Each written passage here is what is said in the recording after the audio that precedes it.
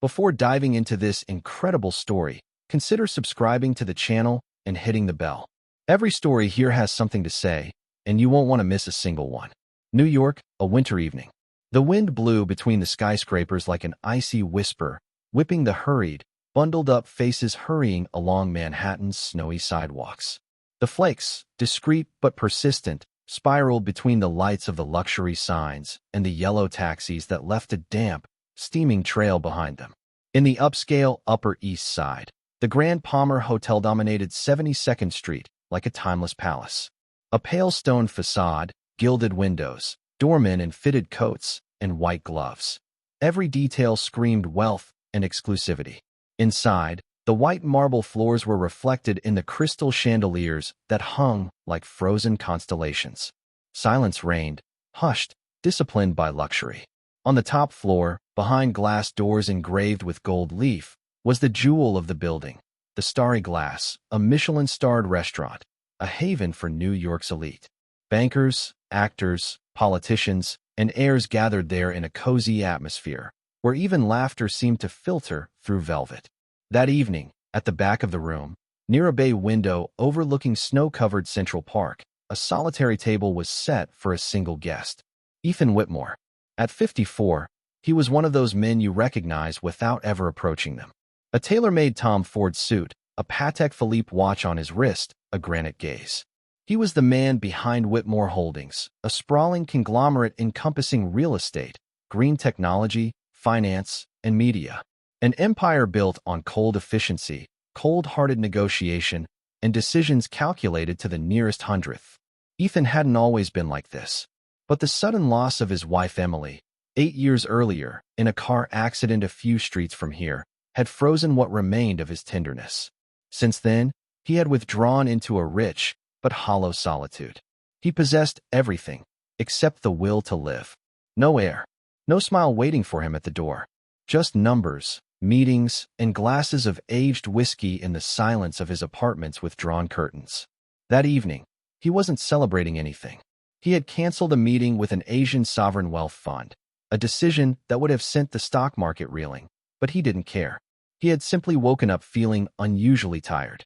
Not physically, but a tiredness of the soul, an invisible weight that made him walk more slowly, stare longer without seeing, sit for no reason. He hadn't even touched the entrance. Just pecked at his Wagyu beef fillet with black truffles, an exclusive dish at $480.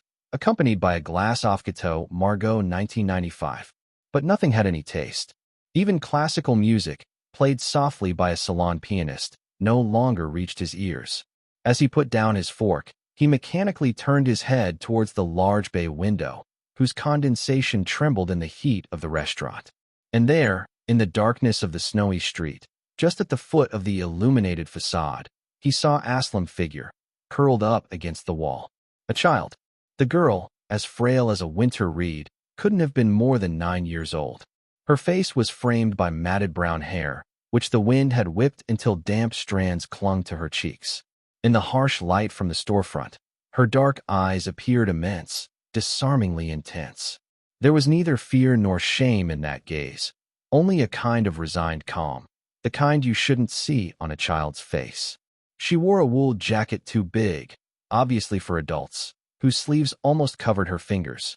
Under this jacket, one could make out a frayed sweater and a slightly faded school dress. At her feet, old mismatched sneakers, one gray, the other white, covered in salt and snow dust. Between her crossed arms, she held a plastic bag, transparent, whose contents could barely be guessed, an old notebook, a wrinkled apple, and a small teddy bear without ears. The butler, a stiff and nervous man, saw the girl and turned pale. He walked quickly toward her, ready to send her away with a sharp word. "Miss, this place is not." But Ethan, without even turning his head, slowly raised his hand, palm open. "Leave it. She's not bothering me." The waiter stopped abruptly, surprised, then stepped back with a discreet nod. Silence returned immediately. The little girl looked up at Ethan. His gaze had changed. Less distant, more curious. She didn't seem particularly impressed by the restaurant's sumptuous decor, nor by the disapproving stares of the diners muttering between sips of vintage wine. She was observing this man in the perfectly tailored black suit, with a watch worth several houses, with a serious face, hollowed out by solitude.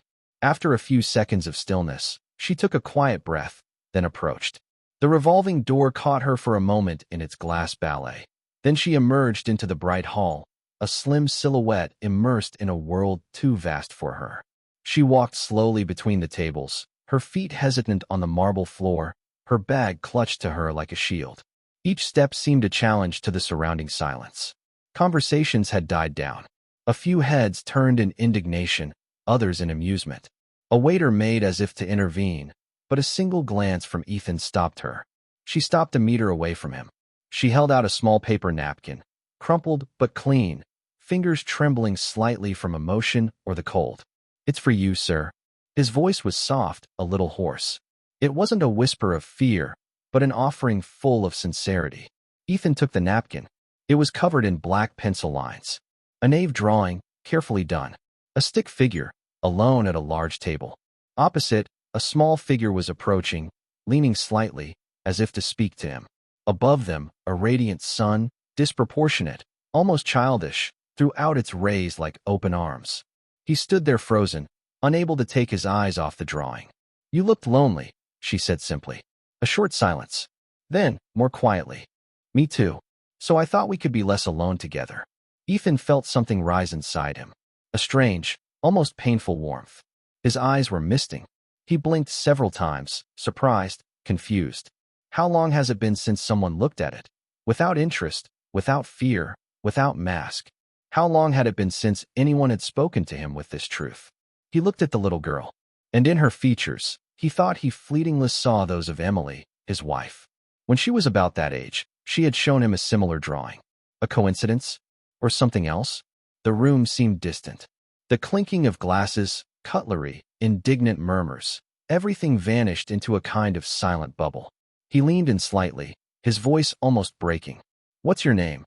She smiled shyly, a little surprised by the softness in the man in the suit's voice. "Hope. Hope Carter." The name echoed in Ethan's mind like a bell in an empty cathedral. Hope, hope. What he had stopped feeling. What he thought was lost forever. He looked down at the napkin. And this time, he didn't see a clumsy drawing. He saw one outstretched hand. Ethan straightened slightly, looking around. The indignant murmurs had subsided, replaced by curiosity mixed with embarrassment. The staff still hesitated, hanging on an invisible decision. But Ethan, with a slow, sure gesture, pulled out a chair beside him. He didn't ask the girl if she wanted to sit. He invited him with his eyes, as we welcome someone we already know. Hope hesitated for a second, then cautiously sat down on the edge of the chair, still clutching her bag like a lifeline. A waiter approached quietly, visibly uncomfortable. "Mr. Whitmore, hot chocolate, and homemade pancakes, with maple syrup." The waiter opened his mouth, prepared to protest, then met Ethan's gaze. A calm but uncompromising gaze. He nodded silently and disappeared. Hope looked down at the white tablecloth, running her fingertips over the clean fabric. It was clear she wasn't used to such a setting, but she showed no shame, no fear. Only a discreet, almost elegant restraint. "Do you draw often?" Ethan asked, breaking the silence. She nodded. "All the time. When Mom is at work, or when I'm in the waiting room. I draw people, even if they're not looking at me." "Why people?" She looked up at him. "Because faces speak, even when we don't say anything." A silence. Ethan inhaled slowly. The answer was too accurate, too penetrating. He looked away for a moment, to hide the rising emotion. The hot chocolate arrived, steaming hot, in a white china cup trimmed with gold. The pancakes, fluffy and golden, exuded a sweet, comforting aroma. Hope's eyes widened. I've never eaten this in a real restaurant. So tonight, you are my guest of honor." She smiled, a real smile, shy but sincere. Then she ate, taking small, measured bites, as if she didn't want to spoil the moment. Between bites, she spoke, and what she said made Ethan's heart ache. She lived with her mother, Rachel Carter, in a temporary shelter in the Bronx. After the death of her father, a former soldier who had returned ill from his last mission, life had fallen apart. Rachel had sold everything she owned to pay for care, but the disease had won. He died one peaceful autumn morning, but leaving nothing but emptiness and debt. Since then, Rachel has worked day and night, cleaning in a hospital in the morning, night shift in a nursing home, sometimes sleeping barely 2 hours between shifts. Hope, on the other hand, often spent her days waiting, drawing, hoping. She didn't complain. She seemed to have accepted this life as a stage, not an end. Mom always says the day will come. That things change. I believe things change when you draw it. First in your head, then on paper. She took an old, dog-eared notebook out of her bag. Drawings of houses with colorful curtains, families gathered together, trees in bloom, and playful dogs. Dreams written down in black ink and pure will. Ethan felt something slowly break inside him. An inner barrier. A wall he thought was indestructible. He no longer knew what he was eating, or even where he was. He hadn't cried for years, not even at Emily's funeral. But there, without warning, a tear silently rolled down her cheek. He discreetly cleared his throat, got up, and called a car. He couldn't let this night end as an anecdote. Not this time. He walked Hope to the shelter where she lived. A dilapidated building, lit by a flashing fluorescent light. The door opened to reveal a woman with drawn features and a worried look. Rachel Carter. When she saw Ethan Whitmore, she initially thought he was mistaken. She tried to politely refuse his help, standing straight despite her visible fatigue. "Sir, I don't want charity. We're fine. Hope just has a little imagination sometimes." Ethan looked into her eyes. "This isn't charity, Mrs. Carter. It's a debt. Your daughter has given me back something I thought was lost, a heart." He simply offered to take them to dinner somewhere warm and to spend a few days in a suite at the Palmer Hotel while he took care of the rest. Rachel reluctantly agreed, seeing her daughter's eyes brighter than ever. That night, Ethan didn't sleep. He sat in his library, the briefcase lying in front of him, illuminated by the desk lamp. He gazed at it as one would gaze at a sacred artifact. The naive features of the drawings seemed to vibrate. Emily, his wife, drew in the same way when they met at university. She said that her drawings cured her of the absences of her military father. The resemblance was uncanny and soothing. The next day, Ethan came back, and the following days too. Discreetly, he hired a specialized lawyer to regularize Rachel's situation. He contacted an art school for children in Brooklyn. He quietly financed their move to a bright apartment. But he didn't stop there. 2 months later, he launched the foundation Hope and Emily, in tribute to 2 women who brought light back into his life. A foundation dedicated to supporting single mothers, funding emergency housing, and providing free access to arts education for children. And when he was asked, during a press gala, why this name and this unexpected gesture for such a discreet man, he simply replied, "Because one day, a little girl gave me a towel, and I found my humanity again." 3 years later, Brooklyn was bathed in the golden light of a gentle spring. The cherry trees on the campus of the New York Visual Arts School were beginning to bloom, and students, portfolios under their arms, were hurrying to their studios. Hope Carter, now 12 years old, was taking her first steps as a full-fledged student. Taller, but still with that deep gaze, that luminous calm in her gestures. She now wore thin glasses, a backpack filled with sketchbooks, and a discreet pendant around her neck, a small engraved sun that Ethan had given her the day she was admitted.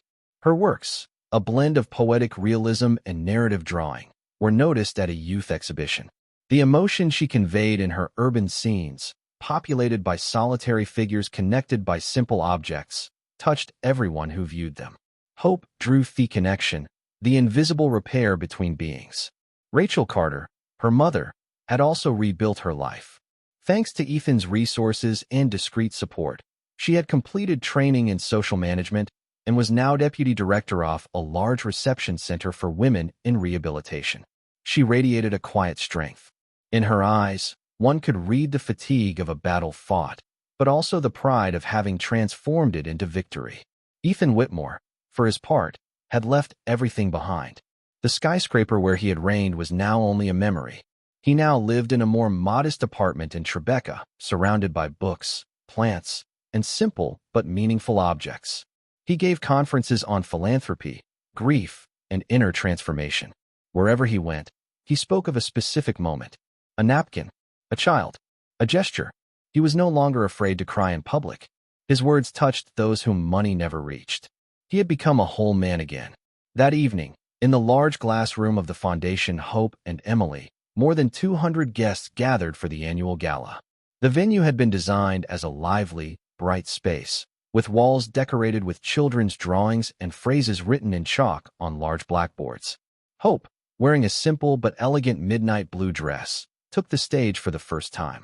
The room fell silent. She took a deep breath, then raised her hand. Beside her, a member of the foundation removed a white sheet from a frame. Under the warm lights, an object appeared, simple but moving. A paper towel, carefully framed in anti-reflective glass, with a little stick figure sitting alone and another approaching. Above them, a sun with long rays. Hope spoke in a clear, yet vibrant voice. 3 years ago, I was a little girl drawing in the cold, waiting for something to change. I didn't know that something would wear a suit and be called Mr. Whitmore. She paused. A light laugh rippled through the room. He told me one day that I had given him back his heart. What he didn't know was that he gave me a world and a family. She turned her eyes to the front row. Ethan, sitting upright, his hands clasped in his lap, had tears in his eyes. A gentle smile split his face, a smile few people had ever seen him wear. In the room, tears were flowing. Women, men, patrons, formerly homeless people, all had seen their lives transformed by this foundation, by the story that made it possible. That evening, it wasn't a gala. It was a living tribute to the power of small gestures. As the audience rose to applaud, Hope stepped off stage. Ethan stood as well. They stood in the center of the aisle. She reached out her arms. He embraced her with infinite gentleness, like a father, like a man who had waited his whole life for this moment without knowing it.